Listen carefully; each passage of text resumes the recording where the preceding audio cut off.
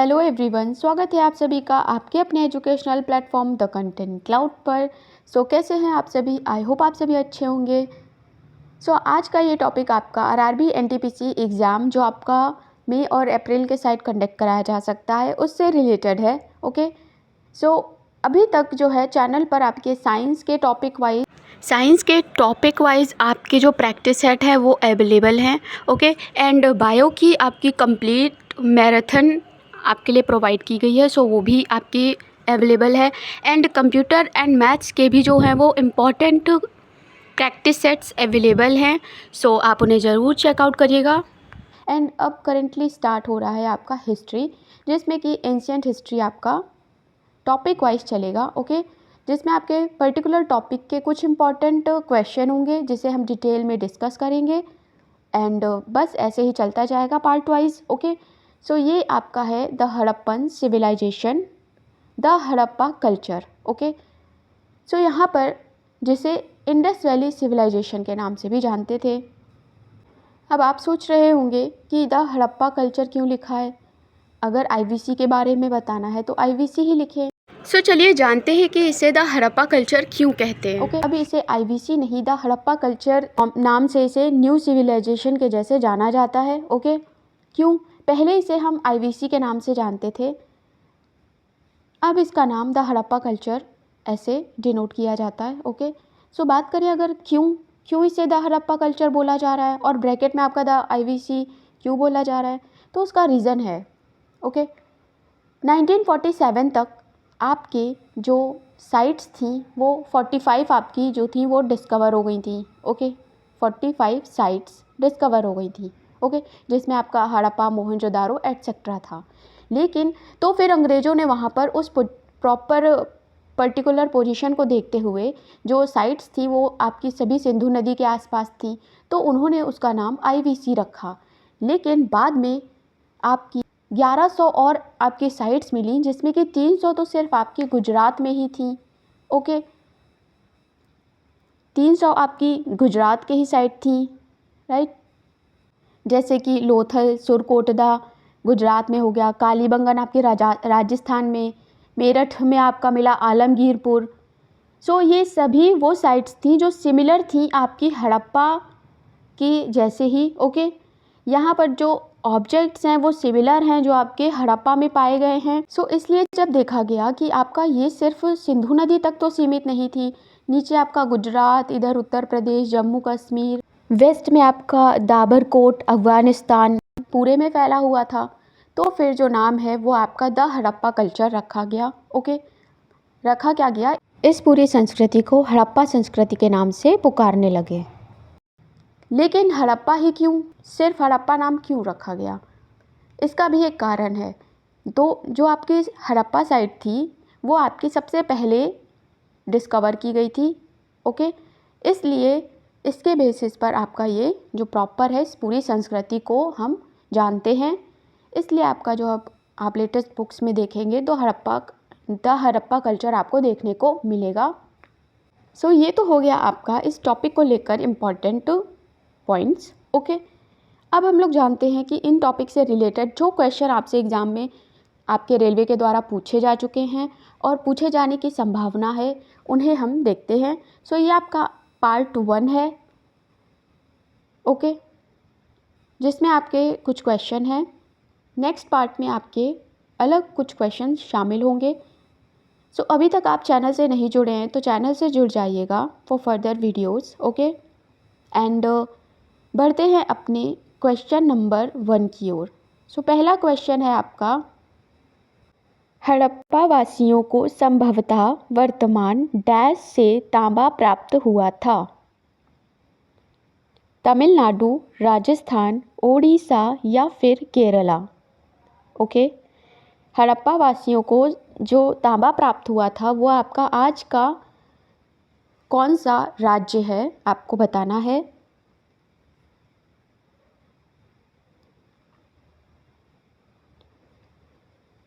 आपके जो है वो तांबा मिलने के जो कहाँ मिला, ये साक्ष्य आपके राजस्थान बताते हैं। ओके, हड़प्पा वासी राजस्थान के खेतड़ी खानों से विशेष रूप से तांबा प्राप्त करते थे। ओके, खेतड़ी खानों से।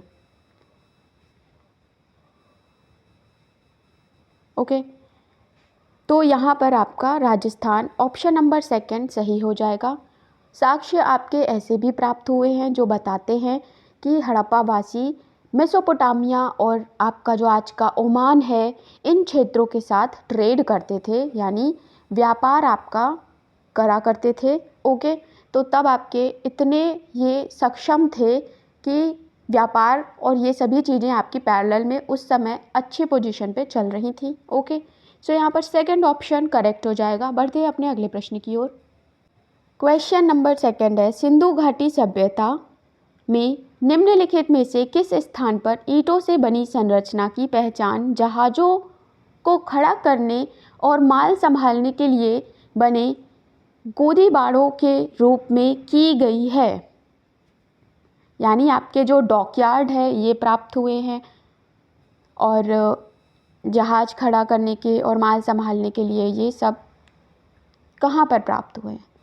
मोहनजोदाड़ो, धौलावीरा, राखीगढ़ी या लोथल?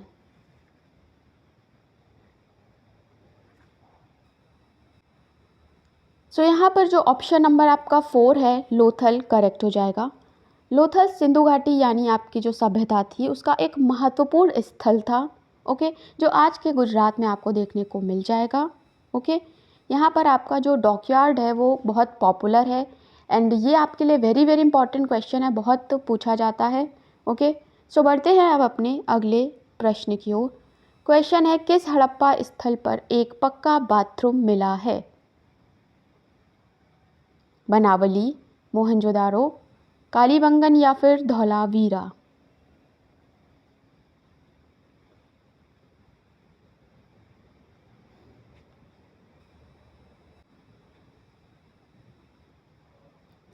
सो यहाँ पर आपका करेक्ट आंसर हो जाएगा Mohenjodaro. Okay, second option Mohenjodaro Harappa स्थल पर एक जो है पक्का बाथरूम आपका खोजा गया था। मोहनजोदड़ो सिंध पाकिस्तान में स्थित है और ये आपका उन्नत शहरी नियोजन के लिए जाना जाता है। ओके, जिसमें आपकी व्यवस्थित सड़कें मिलेंगी, जल निकासी प्रॉपर है, प्रणाली जल निकासी जो प्रणाली है वो आपका प्रॉपर है, जल प्रबंधन आदि ये सब चीज़ें शामिल हैं। Okay, so second option Mohenjodaro correct answer हो जाएगा। नेक्स्ट है, सिंधु घाटी के नगरों और शहरों की प्रमुख स्थापत्य विशेषता क्या थी? किला, पिरामिड, गलत मेहराब या स्तूप? सिंधु घाटी सभ्यता ये शब्द का जो प्रयोग है ये सबसे पहले आपका जॉन मार्शल ने किया था। ओके, अगर आपसे पूछा जाए तो आप जॉन मार्शल टिक करेंगे। ओके, एंड दयाराम साहनी ने पहली बार हड़प्पा की खोज की थी।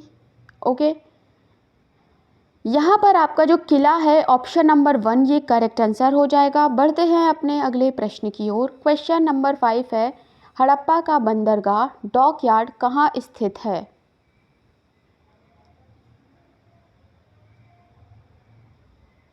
तो लोथल आपका यहाँ पर करेक्ट आंसर हो जाएगा, जो आज के आपके गुजरात में स्थित है। ओके, लोथल का बंदरगाह दुनिया का सबसे शुरुआती और पुराना जो डॉक है वो माना जाता है। ओके, ये जो आपका बंदरगाह था ये शहर को साबरमती नदी के प्राचीन मार्ग से जोड़ता था, जो आपका व्यापार ट्रेड के लिए बहुत महत्वपूर्ण था। ठीक है, सो बढ़ते हैं अब अपने अगले प्रश्न की ओर। ऑप्शन नंबर 4 जो है वो करेक्ट आंसर हो जाएगा। क्वेश्चन है, हड़प्पा में अनाज भंडार में ईंटों के प्लेटफॉर्म की पंक्तियाँ थीं जिनका उपयोग अनाज को थ्रेश करने के लिए किया जाता था। ओके, तिरछा, गोलाकार, आयताकार या वृत्ताकार? सो अगर आप सभी में से किसी को भी कोई टॉपिक या उससे रिलेटेड आपके क्वेश्चन उसे प्रैक्टिस करनी है तो आप कमेंट में ज़रूर बताइएगा। ओके, सो ये आपका पार्ट 1 है। पार्ट 2 जो है वो भी आएगा जल्दी, उसमें भी आपके कुछ इंपॉर्टेंट क्वेश्चन होंगे। ओके, फिर नेक्स्ट आपका नेक्स्ट टॉपिक स्टार्ट होगा। ओके, यहाँ पर तिरछा, गोलाकार, आयताकार, वृत्ताकार कौन सी शेप का आपका ये बताना है प्लेटफॉर्म की पंक्तियाँ थी?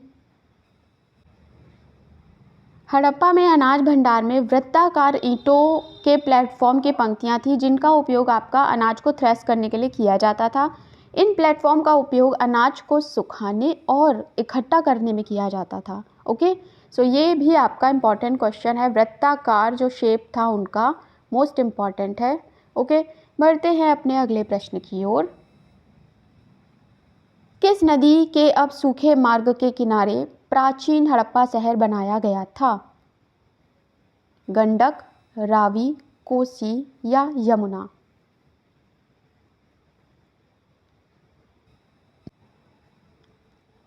हड़प्पा का प्राचीन शहर रावी नदी के सूखे मार्ग के किनारे बनाया गया था। ओके, हड़प्पा सिंधु घाटी सभ्यता का महत्वपूर्ण स्थल है एंड ये आपका आज का पाकिस्तान में स्थित है। ओके, सो बढ़ते हैं अपने अगले क्वेश्चन की ओर।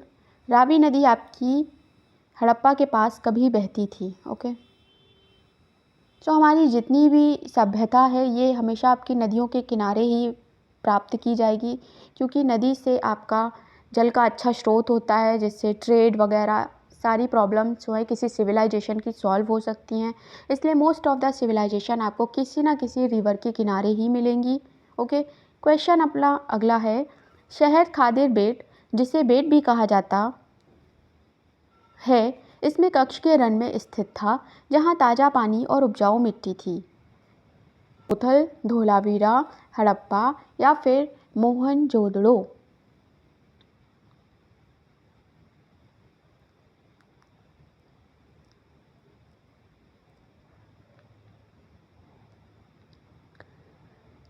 सो यहाँ पर आपका धोलावीरा करेक्ट आंसर हो जाएगा।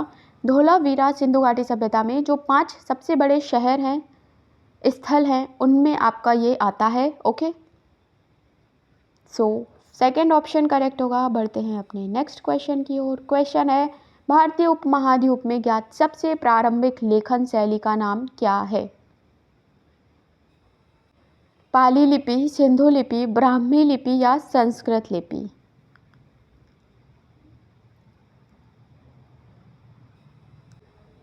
क्या होगा आपका करेक्ट आंसर?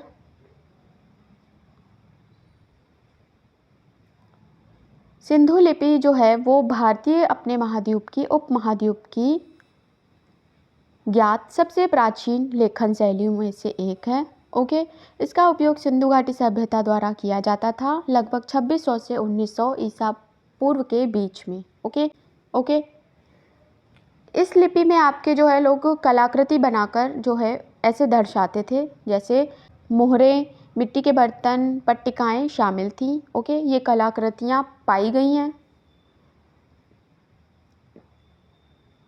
सो बेसिकली इस लिपि में आपकी विभिन्न कलाकृतियाँ पाई जाती हैं। Okay, so second option correct है। बढ़ते हैं अपने क्वेश्चन की ओर, नेक्स्ट क्वेश्चन की ओर।